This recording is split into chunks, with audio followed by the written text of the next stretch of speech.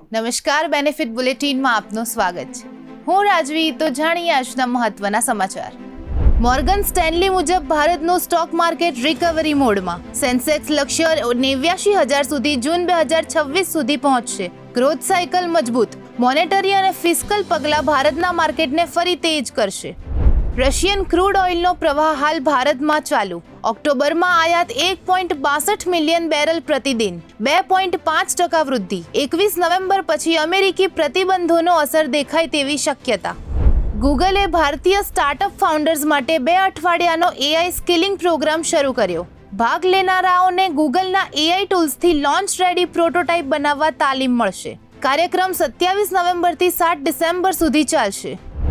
મારુતિ સુઝુકીએ ભારતમાં 3 કરોડ કાર વેચાણનો ઐતિહાસિક માઇલસ્ટોન હાંસલ કર્યો. મારુતિ 800થી શરૂ કરેલી સફર આજે દરેક ભારતીયના દિલમાં સ્થાન ધરાવે છે.